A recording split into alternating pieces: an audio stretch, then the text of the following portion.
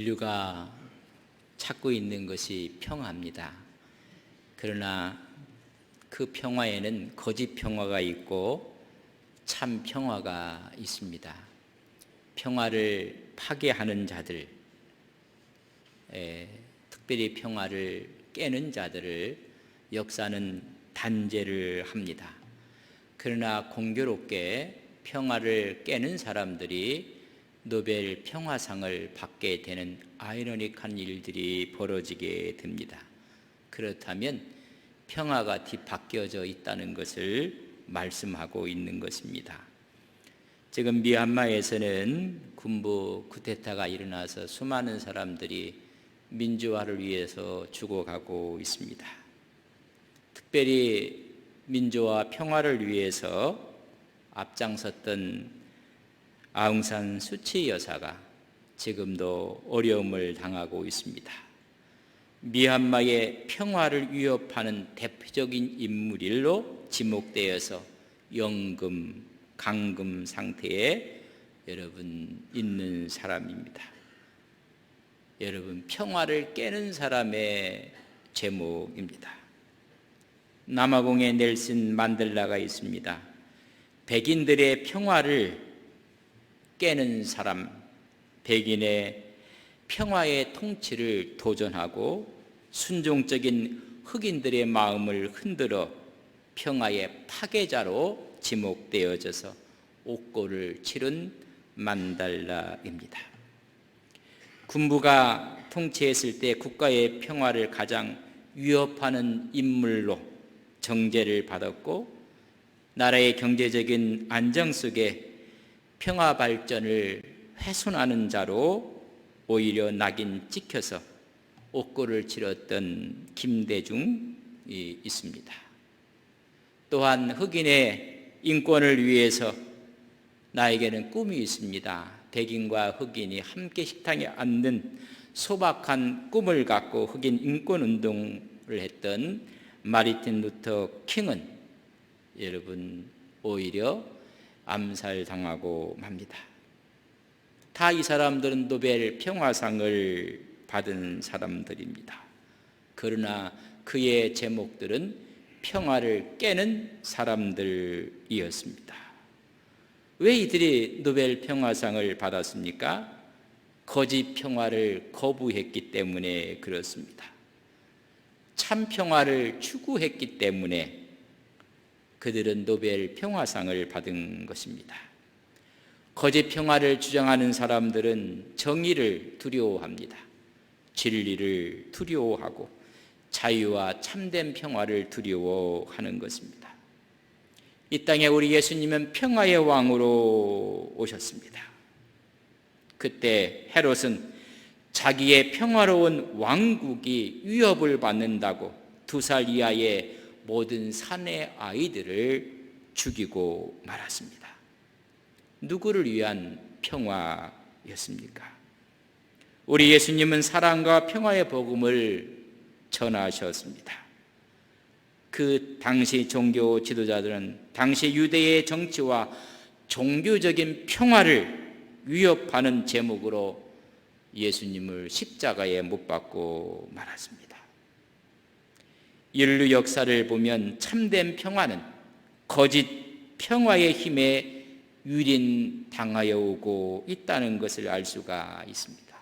그러나 종말에 가서는 참된 평화가 승리를 합니다.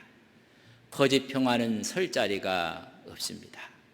참된 평화가 굳게 서는 것입니다. 하나님께서 이루실 평화가 무엇인지 그 평화는 굳게 설 수밖에 없습니다. 독일의 철학자였던 볼트하르트 판넨베르크는 평화를 이렇게 이야기를 했습니다. 상호 관계하는 당사자들 사이에 서로 인정된 정의의 상태가 평화다.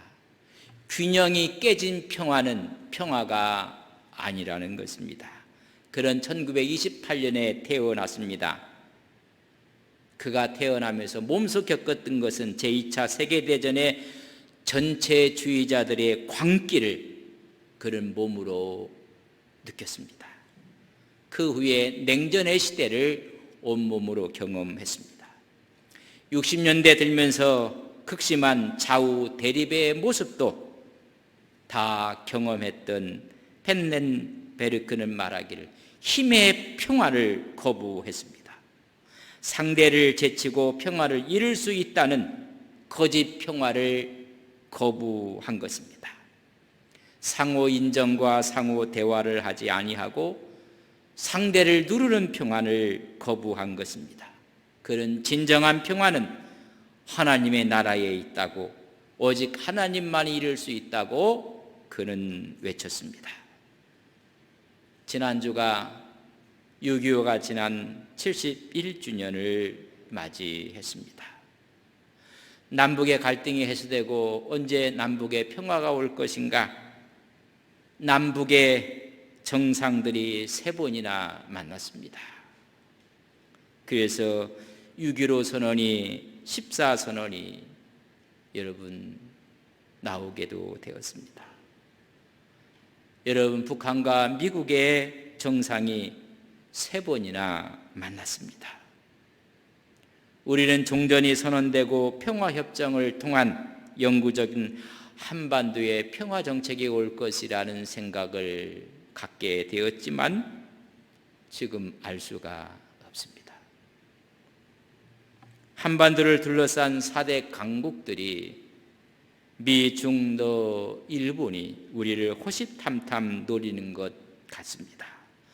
자국의 이권을 위해서는 우리의 통일을 교묘하게 막고 있지는 않는지, 지금 코로나19 팬데믹 상황으로 전 세계에 전염병으로 인해서 어려움을 당하고 있습니다. 여러분, 전 세계적인 재난입니다. 이런 재난까지도 자기들의 이권을 위한 패권 경쟁의 도구로 활용을 하고 있습니다.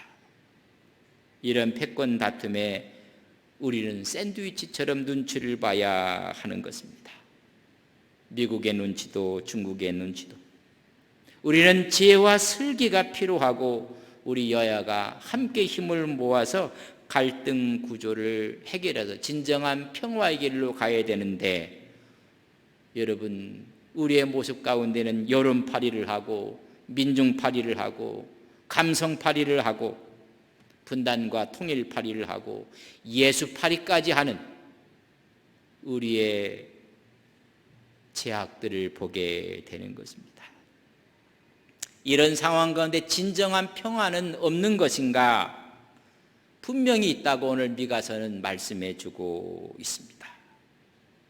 먼저 미가 선지자는 1장부터 3장까지는 지도자들과 종교 지도자들에 대한 혹독한 심판을 말씀했습니다.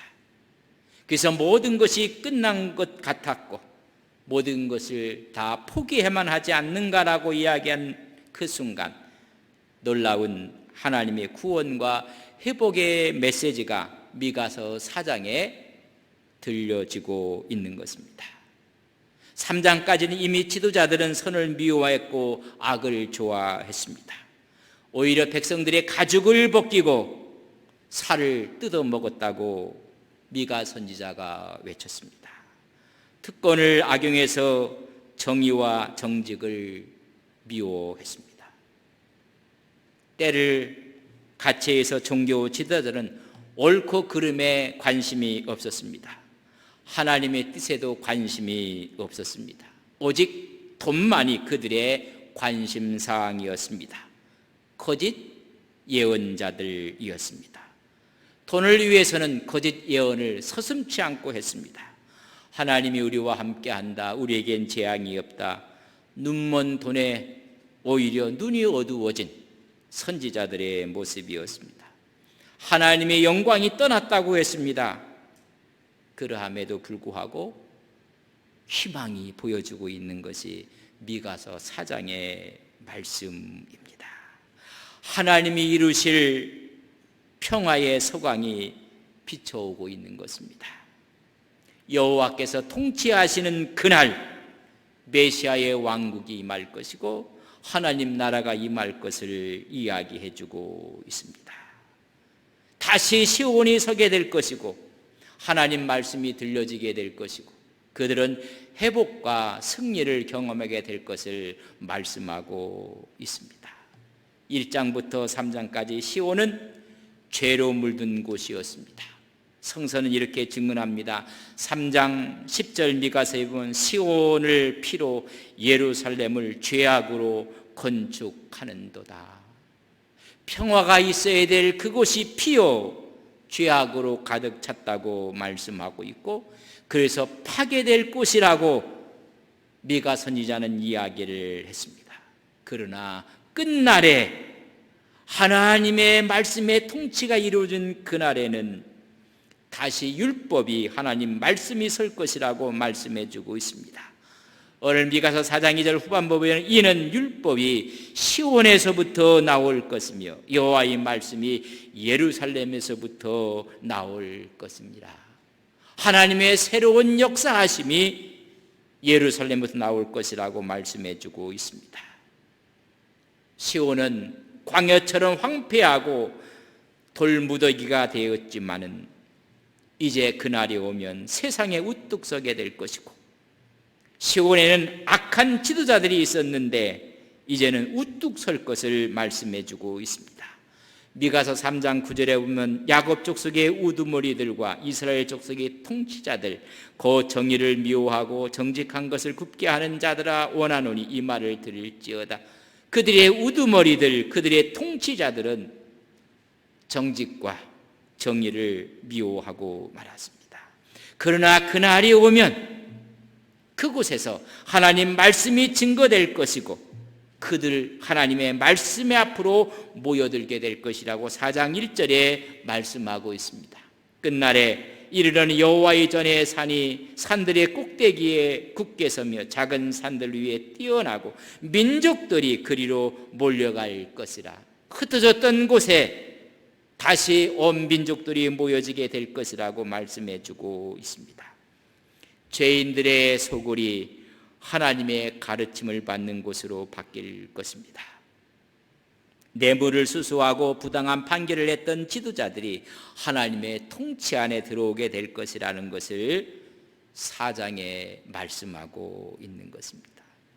하나님의 통치가 오면 하나님이 이루실 평화의 첫 번째는 갈등 구조가 해소된다는 것입니다. 여러분, 갈등이 해소되면 평화는 오는 것입니다. 그래서 3절 하반절에 보면 이렇게 기록되어 있습니다. 무리가 그 칼을 쳐서 보습을 만들고 창을 쳐서 낫을 만들 것이며 이 나라와 저 나라가 다시는 칼을 들고 서로 치지 아니하며 다시는 전쟁을 연습하지 아니하고 여러분 갈등 구조가 해소되는 것입니다. 평화가 오고 있다는 것을 말씀하는데 이 말씀 가운데 우리가 주의할 것이 있습니다. 전쟁의 무기들이 경제적인 무기로 다 바뀌어지는 것입니다. 나라가 서로 칼을 들고 전쟁을 중지하는 것입니다. 여러분 평화가 오면 전쟁이 끝나는 것입니다. 평화가 오면 여러분 군비가 축소되는 것입니다. 군축을 통해서 평화가 오는 것이 아닙니다. 평화가 왔기 때문에 군축하는 것입니다. 평화가 없으면 여러분 무기를 생산하는 것을 줄이지 않습니다.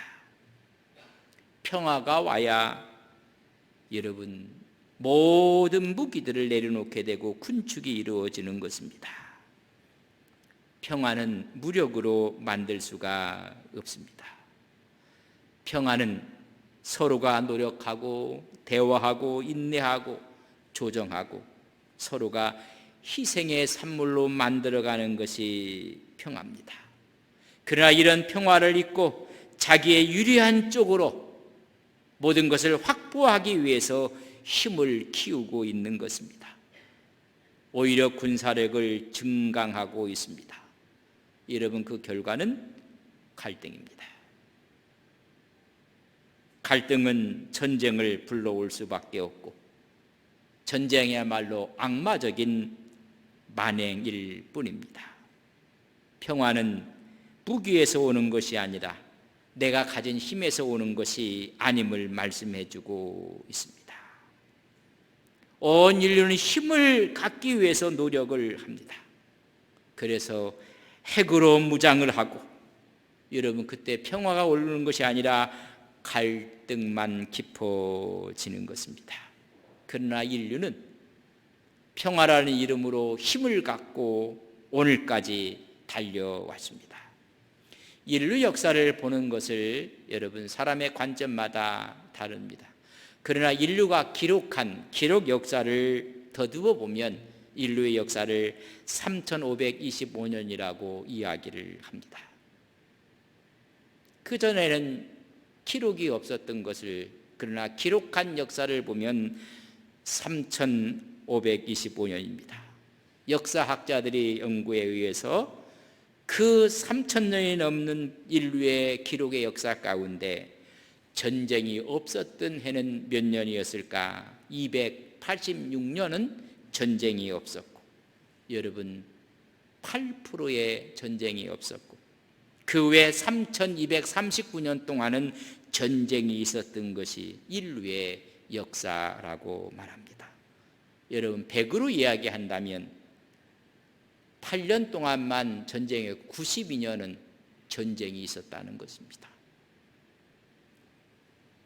인류 역사는 전쟁으로 날이 새서 전쟁으로 날이 졌다고 해도 과언이 아닙니다. 우리의 인류는 평화의 시대를 살다가 전쟁이 온 것이 아닙니다.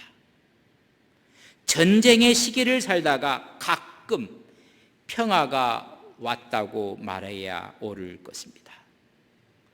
지나간 인류 역사는 전쟁이 일상이었습니다. 그래서 평화는 특별한 상황에서 맛보았다는 불편한 진실을 우리는 받아들여야 합니다. 인류의 역사는 전쟁의 역사라고 합니다. 그러나 앞으로의 전쟁은 이제까지의 전쟁과 양상을 달리할 것입니다. 핵을 갖고 있습니다. 이제는 사람만 죽는 것이 아니라 자연이 파괴되는 것입니다.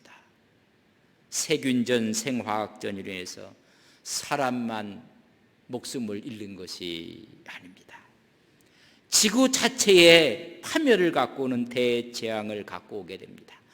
그렇기 때문에 전쟁에 승자도 없고 패자도 없고 모두가 패자일 뿐인 것입니다. 그렇다면 성서진 평화는 어떤 것인가?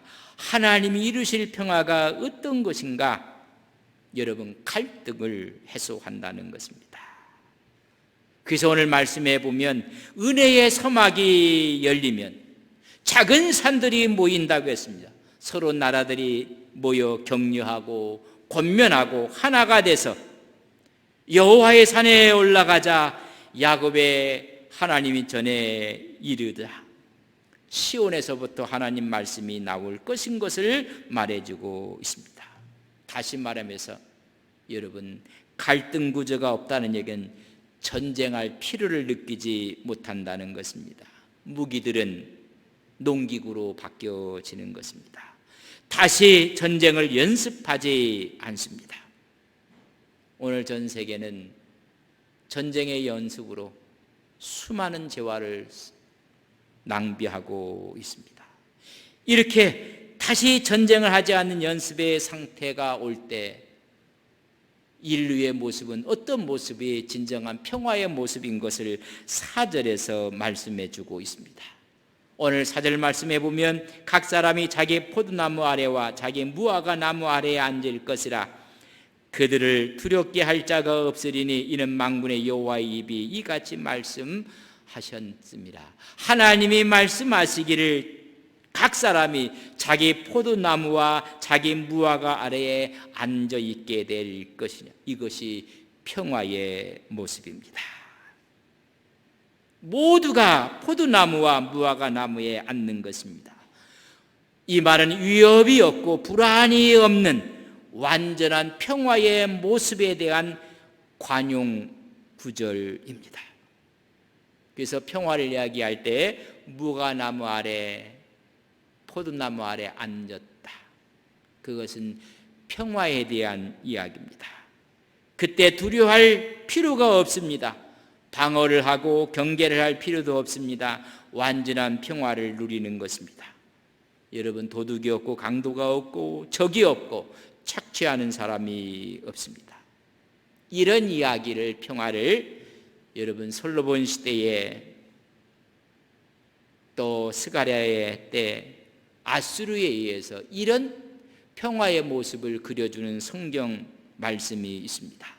다시 말하면 무화과나무 아래, 포도나무 아래의 평화입니다. 열왕기상 4장 25절에 보면 솔로몬이 사는 동안에 유다와 이스라엘의 단에서부터 브엘세바에 이르기까지 각기 포도나무 아래와 무화과나무 아래에서 평안히 살았더라. 전쟁이 없는 아름다운 상태를 포도나무, 무화과나무 아래라고 이야기를 하고 있습니다. 스가랴서 3장 10절에 보면 만군의 여호와가 말하노라 그날에 너희가 각각 포도나무와 무화과나무 아래에서 서로 초대하리라. 평화의 모습을 이야기합니다.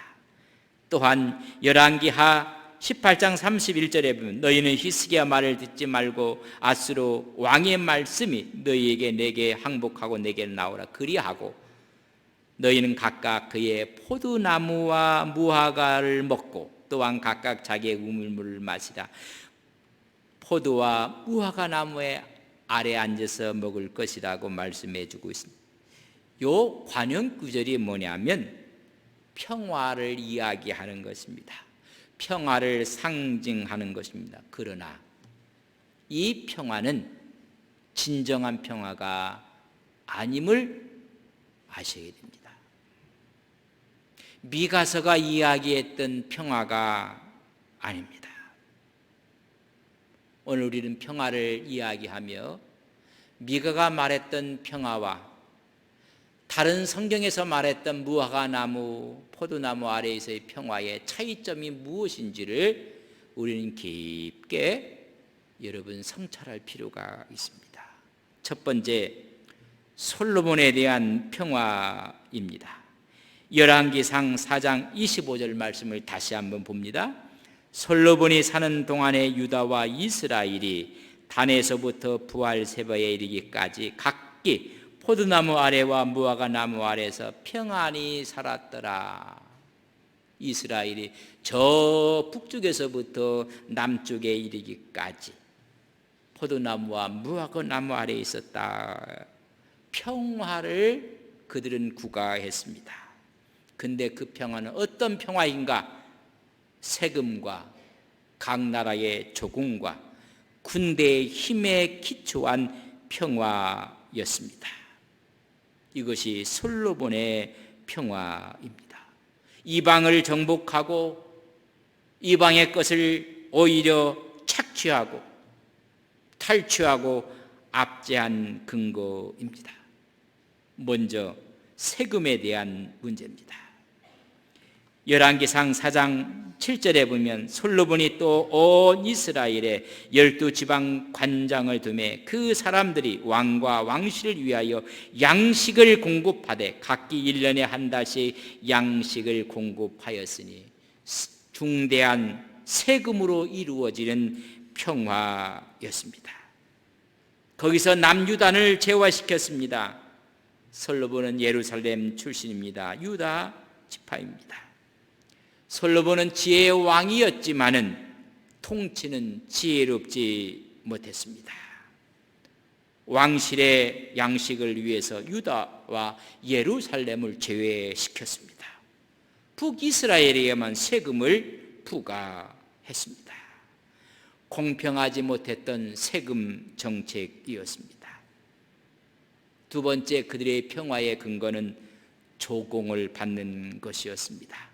열왕기상 4장 21절에 보면 솔로몬이 그 강에서부터 블레셋 사람이 땅에 이르기까지와 애굽 지경에 미치기까지의 모든 나라를 다스림으로 솔로몬이 사는 동안에 그 나라들이 조공을 바쳐 섬겼더라.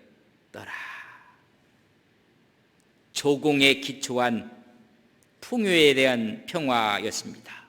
이방 나라를 억압하고 오히려 그들로부터 조공을 받은 것입니다. 이스라엘을 중심으로 입장에서 보면 긍정적인 것입니다. 그러나 이방 나라들은 부정적인 것입니다. 진정한 평화가 아니라는 것입니다. 이렇게 세금과 조공으로 인해서 솔로몬의 하루 양식은 열왕기상 4장 22절과 23절에 솔로몬이 하루의 음식물은 가는 밀가루가 30고루요 굵은 밀가루가 60고루요 살찐 소가 10마리요 초장의 소가 20마리요 양이 100마리이며 그 외에 수사슴과 노루와 안사슴과 살찐 새들이었더라.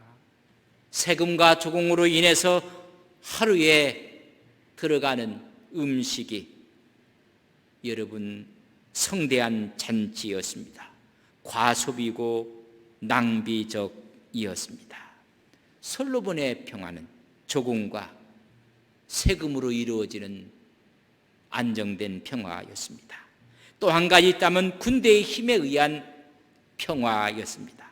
열왕기상 4장 26절에 보면 솔로몬이 병거의 말 외양간이 4만이요 마병이 12,000명이라.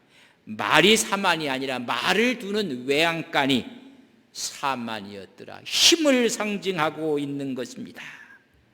막강한 군사력으로 이한 평화였습니다. 세금과 조공과 군사력을 의지한 평화. 여러분, 그렇기 때문에 솔로몬 이후에는 두 나라가 두 동강이 나고 마는 것입니다. 하나님이 원한 평화가 아닙니다. 거짓 평화일 뿐인 것입니다. 카인의 희생을 위해 세워진 거짓 평화에 속아서는 안 됩니다. 두 번째, 아수르의 평화를 우리는 봐야 합니다. 열왕기하 18장 31절에 보면 너희는 히스기야의 말을 듣지 말라. 아수르 왕의 말씀이 너희는 내게 항복하고 내게로 나오라. 그리하면 너희는 각각 그의 포도와 무화과를 먹고 또한 각각 자기의 우물의 물을 마시리라. 항복하고 나오면 평화를 주겠다는 거짓 평화에 대한 약속인 것입니다. 상대를 굴복하고 압제함으로 평화를 주겠다는 것입니다. 그래서 히스기야의 말을 듣지 말라.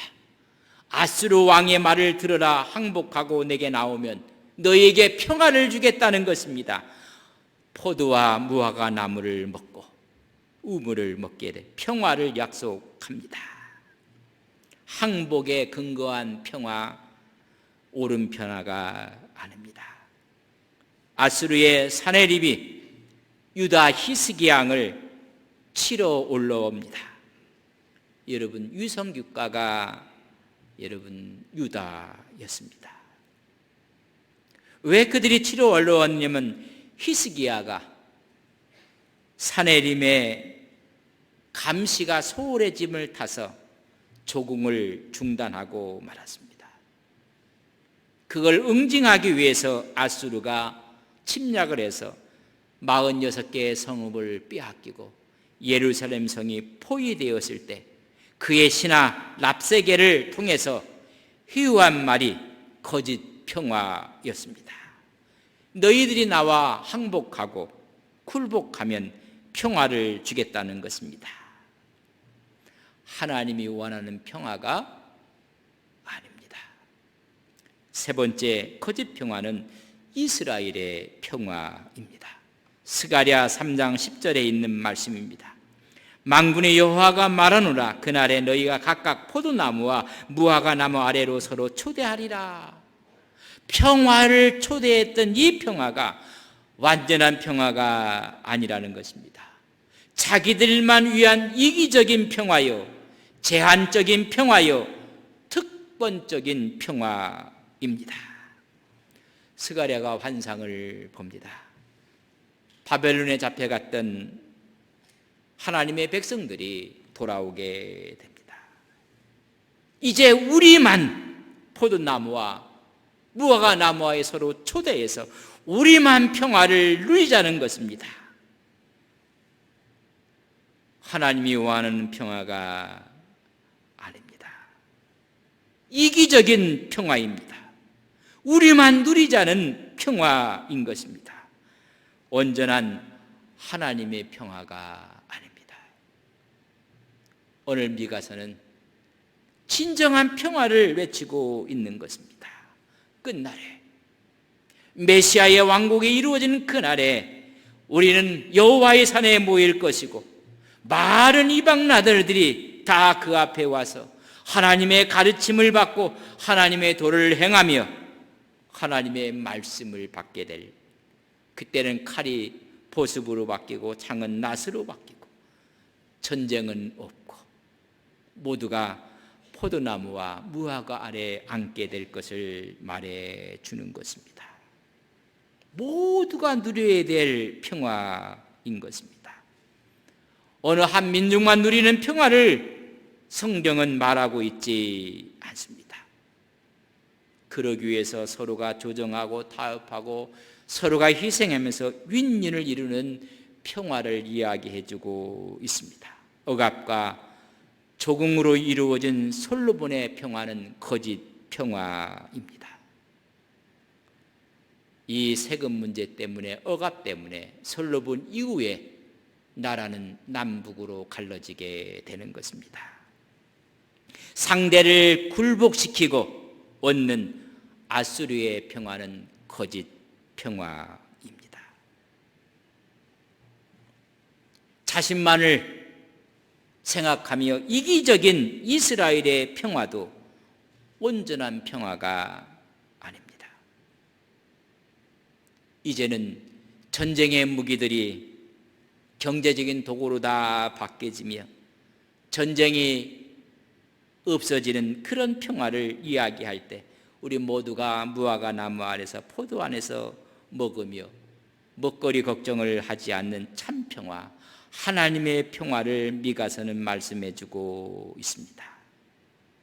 남들을 두려워할 필요가 없습니다.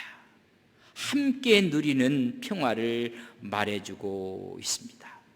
이런 참 평화가 오늘 여러분의 심령 가운데 임하시기를 주님의 이름으로 간절히 바랍니다.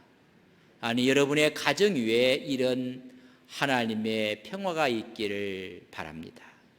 우리가 섬기는 교회에 이런 평화가 함께할 것을 믿습니다. 이 나라와 전 세계에 이런 아름다운 평화가 함께하는 것을 바라보며 믿음으로 나가는 우리 온 성도님들이 되시기를 주님의 이름으로 간절히 축복합니다.